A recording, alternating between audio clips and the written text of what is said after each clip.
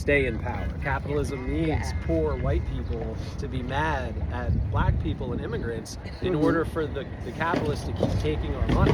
Whether it's taxes or labor, the only thing we have as a collective is our labor, and they exploit it. We don't have capital.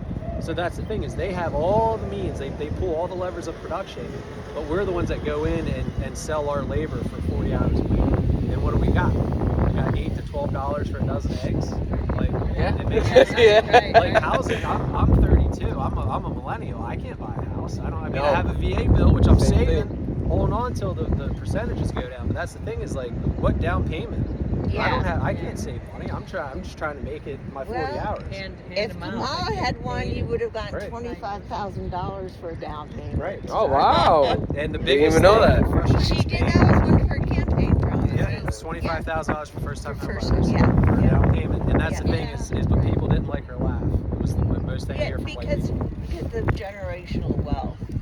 You know what I mean? If you want to talk about separating races and generational wealth, so speaking of veterans, so World War II was a segregated army, right? So black GIs went overseas. They were treated with respect and served their country, died for their country. When over 1 million GIs came home, black men, they didn't get their benefits. Black men and women, they didn't get their GI Bill. So when you had, that's the thing, is they don't want you to know this. They don't want anybody. I thought it was just with some of the mortgage, So, they and were that's supposed to get better mortgages, but then suddenly there was the red line. The redlining that happened, and then in some states like Mississippi, deep red state, you'd walk into that building and they tear up your GI Bill, they tear up your paper. This is real.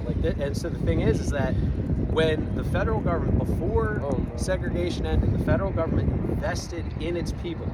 Post World War II, we had all this money. We had the whole world. We won the war. So they invested all of that money into white working Americans, created the middle class. And so what happened is they had federally funded buildings that were now called the ghettos projects that white families could go into, and the federal government paid for maintenance, and they paid a stipend towards their rent. So they could get up and then move on to their next thing. As after World War II, they cut the funding of that and moved black families into it and stopped maintaining them, and that's what turned into the projects. And then after that, you had the civil rights movement, so they're like, well, what do we do with them?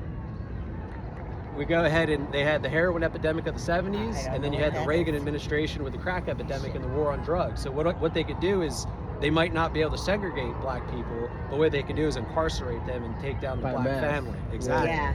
That's the thing, is like, every time somebody that looks like me tries to tell me that racism isn't real, or they got freed in 1865, they have no idea about everything that our government systematically let happen, and is still happening today. Do you know how easy it is to get incarcerated in DC?